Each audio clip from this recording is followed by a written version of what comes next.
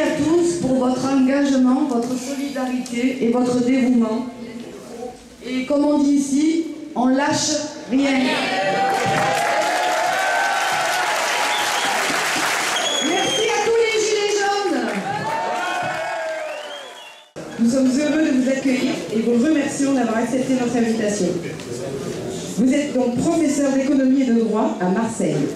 En 2005, vous vous faites connaître car vous militez pour le non lors du référendum sur la Constitution européenne. Grand défenseur du tirage au sort, vous êtes à l'initiative d'ateliers constituants sur le modèle de la Grèce antique qui ont lieu dans toute la France et ce depuis plus de 13 ans. Vous dénoncez depuis longtemps la soumission des responsables politiques aux 1% des plus riches qui siphonnent toutes les richesses. Nous sommes aujourd'hui dans le contexte des Gilets jaunes, un mouvement horizontal sans représentants. Nous voudrions donc connaître votre position face à ce soulèvement. Merci.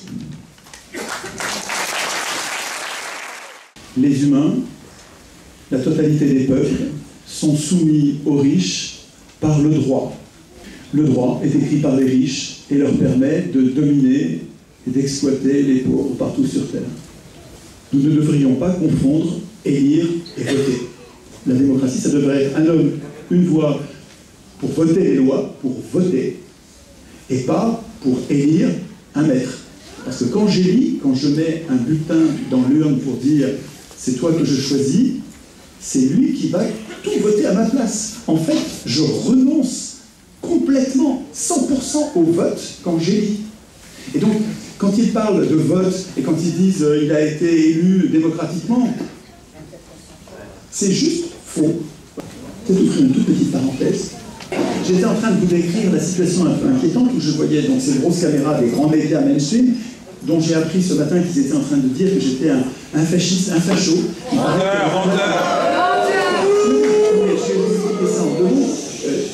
Mais je pense que ces journalistes ne sont pas tous de mauvaise foi. Ils ont juste, ils savent pas ce que je lis. Ils lisent, ils essayent de lire rapidement ce qui est écrit sur moi. Ils vont voir ma fiche Wikipédia qui est un chef-d'œuvre de calomnie. C'est de la perfidie chimiquement pure. C'est fait pour me discréditer, ma fiche Wikipédia. J'ai absolument pas accès à ce truc-là et ça sert à me discréditer sans avoir besoin d'argumenter sur le fond de ce que je dis. Il y aurait une institution qui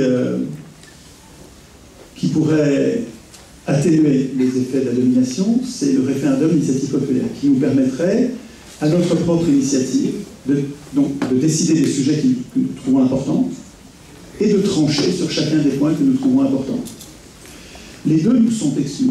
Il y a des référendums qui sont à l'initiative du prince, on dit ça, c'est à l'initiative du président ou des parlementaires, et ils se gardent bien de nous poser les questions importantes. Et nous n'avons rigoureusement aucune initiative, aucune institution pour nous défendre. J'ai un slogan depuis 13 ans qui résume ma pensée, c'est pas aux hommes au pouvoir d'écrire les règles du pouvoir. C'est pas aux parlementaires, aux ministres d'écrire la Constitution, parce que la Constitution c'est un texte, une idée géniale, un texte supérieur dans la pyramide du droit. La pyramide du droit, vous avez plein de règles, et elles sont les unes supérieures aux autres, les autres inférieures. En bas, vous avez les règlements et les lois, et tout en haut, vous avez la Constitution.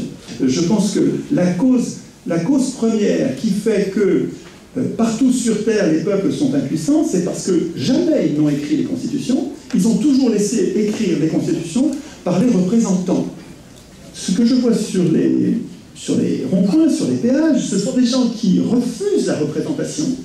Au départ, ils ne veulent pas de représentants. Ils ont tellement été trahis, tellement été floués, qu'ils ont un a priori très négatif sur la représentation. C'est très bien pour commencer. Vous avez raison de vous méfier de la représentation, parce que ce n'est pas aux représentants d'écrire ces règles-là, mais il faut que vous en occupiez quand même, vous avez besoin de représentants. Donc, le fait que les Gilets jaunes représentés se préoccupent de savoir comment on va être représenté, ça me paraît décisif. Donc moi, je n'ai aucun problème avec le référendum d'initiative populaire, référendum d'initiative citoyenne, pour moi c'est synonyme. C'est-à-dire que les êtres humains, quels qu'ils soient, tous les êtres humains ont vocation à participer à l'élaboration des règles auxquelles ils consentent à obéir.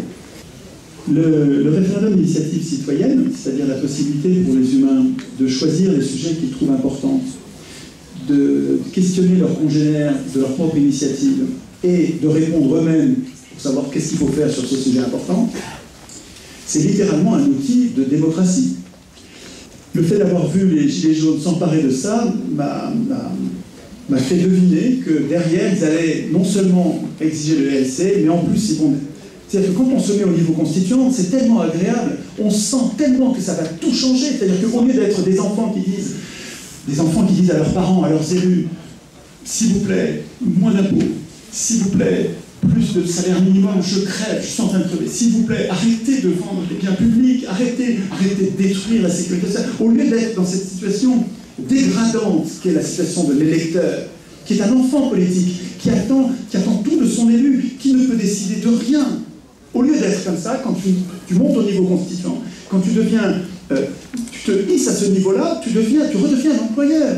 C'est-à-dire que l'élu, le représentant, devient quelqu'un qui est ton égal, et tu te remets à penser la société en te préparant à instituer une puissance qui va tout changer, littéralement. Et on le sent tout de suite, en fait, quand on réfléchit au référendum d'initiative populaire, et quand on se met en tête d'écrire « La souveraineté nationale appartient au peuple », qu'il exerce par référendum d'initiative populaire en toute matière, y compris constitutionnelle. Le chômage est voulu, c'est un outil de maître chanteur pour intimider les peuples et les condamner aux travaux forcés, pour qu'on se tienne docile, et j'ai une preuve de ça. Donc, dans la colonne du texte que je vous présente, qui traite uniquement du référendum, dans la colonne de gauche, j'ai mis l'article 3 de la Constitution, que je vais lire, on va le lire ensemble, vous allez voir, qui organise notre impuissance, et puis il y a l'article 11, qui est un fait, qui décrit les 2 référendums possibles, qui sont des référendums dont on n'a rien à faire, qui ne nous émanciperont jamais, parce qu'ils sont à l'initiative du président, à l'initiative des parlementaires, donc on s'en fout. Donc en fait, cet article 11, on va le supprimer et le remplacer par autre. Nous voulons instituer nous-mêmes notre puissance politique. Il n'y a pas besoin de 10 mots. En 8 mots, on arrive à faire tenir un ciment entre nous. Une fois qu'on a tout écrit, on fait quoi? D'accord. On est tous d'accord pour que le peuple reprenne le pouvoir, mais concrètement, vous l'avez dit, on le sait tous, on a des gouvernements qui ne lâcheront jamais leurs privilèges. Jamais, jamais, jamais. On voit que les médias, et je suis heureuse que vous l'ayez dit ce soir, nous manipulent. Les gens se font assassiner. Comment on peut imposer, nous, le peuple, le RIC, sachant que tous ces gens-là ne l'accepteront jamais? Maintenant, concrètement, comment on fait pour que le gouvernement cède?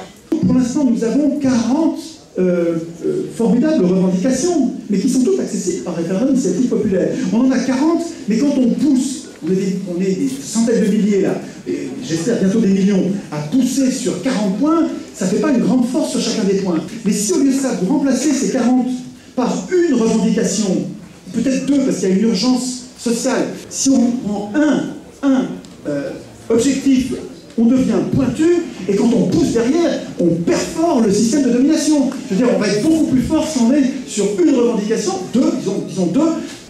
Ça n'est pas le texte qui va nous émanciper, c'est notre mutation générale. Concrètement, par rapport à ce que dit la loi actuellement, quelles sont les étapes? Alors on a compris que ça allait être long, mais quelles sont les étapes que nous devons suivre pour exiger le RIC, le faire accepter au niveau national et aussi au niveau de la commune? Est-ce qu'il faut d'abord partir de la commune pour aller vers le national ou inversement? On essaie dans la loi actuelle d'incorporer dans cette anti-constitution française, on essaie d'incorporer une capsule de vraie démocratie, de démocratie véritable qui nous permet de nous défendre. Techniquement, si on essaie de trouver une autre voie que l'insurrection, il faudrait que des élus, ils ne sont pas tous pourris, il y a des élus qui essayent de faire le boulot, mais ils sont minoritaires. Donc il faut que les élus se réunissent en congrès, députés plus sénateurs. Article 89 sur référendum. Attendez, le chemin, il faut le suivre. Enfin, c'est pas parce qu'on a commencé à marcher qu'on est arrivé. Et voilà, il faut continuer. C'est magnifique, il faut préserver ce truc-là et continuer à avancer jusqu'à ce qu'on soit non plus 1 million, mais 10 millions. L'Union européenne, c'est le gouvernement représentatif chimiquement pur. C'est-à-dire qu'il n'y a plus une once de démocratie là-dedans. C'est une tyrannie chimiquement pure. La sortie de l'Union européenne n'arrivera pas dans ce régime-là. le régime du gouvernement représentatif, le régime de l'anticonstitution de 58 a produit l'abdication de la souveraineté à des entités irresponsables et profondément antisociales, complètement polluées par la logique de profit des entreprises et des lobbies. C'est un carcan antisocial garanti, il faut se barrer, mais il ne faut pas compter sur les élus pour en sortir. Et vous pouvez descendre dans le temps que vous voulez, ils n'en sortiront pas. Vous n'obtiendrez pas de vos maîtres actuels qu'ils vous sortent du piège où ils vous ont enfermé.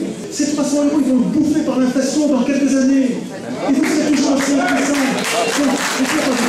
Ce que je vous suggère, c'est de monter au niveau des élus et de préparer une vraie révolution, mais tout azimuts. C'est-à-dire que donner enfin de la puissance politique, on va pouvoir tout changer, pas seulement quelques miettes que va nous donner le tyran du moment. Vous comprenez? Donc, c'est pas une solution pour tout de suite, mais c'est une solution pour dans pas longtemps, à condition qu'on se concentre sur le truc. Les Gilets jaunes sont en train de le faire, c'est exemplaire, il ne faut pas tuer le mouvement en le rendant insupportable parce qu'on bloque tout, Si on bloque tout, ça va s'arrêter, hein. Pas de degré ou de force, ça va s'arrêter, on va devenir impopulaire en plus. Mais il faut qu'on sorte du gouvernement représentatif. Il faut que le peuple ait la puissance politique d'appliquer ses bonnes idées. Par rapport aux agissements pour exiger le RIC, que pensez-vous d'agir en premier, de demander des référendums d'initiative citoyenne dans nos communes? C'est pareil, le référendum d'initiative populaire, quand vous allez y réfléchir, vous allez l'instituer au niveau local, régional, national, vous allez l'instituer à tous les niveaux. Mais si tu veux, pour que ça soit vraiment, que ça change, pour qu'il n'y ait pas une révolution où on change de maître, on revient... Il faut qu'il y ait une évolution, il faut que nous soyons transformés massivement. Tous à vos stylos. Voilà, tout ça, bon slogan, tous à vos stylos. Rousseau avait raison, il disait toute loi qui n'est pas votée par le peuple est nulle, point, ça n'est pas une loi. Voilà. N'oubliez pas ça, le RIC, c'est pas tout. Le mouvement, à mon avis, pour perdurer, doit réfléchir aux règles de sa représentation avant de désigner les représentants. Que pensez-vous de la 6e République voulue par la France insoumise? Je ne veux pas être désobligeant parce qu'il y a dans la 6e République, dans le projet de la France insoumise, il y a des tas de graines que j'ai moi-même semées. Donc les gens qui suivent ce que je fais, qui sont dans la France insoumise évidemment, puisque c'est les partis dont je me sens le plus proche, avec celui de la c'est de la base que sont venues toutes les modifications du programme qui vont dans le sens de la révolution citoyenne, d'une assemblée constituante, d'une dose de tirage au sort. Donc je suis reconnaissant à ça, j'y vois une reconnaissance et c'est bien.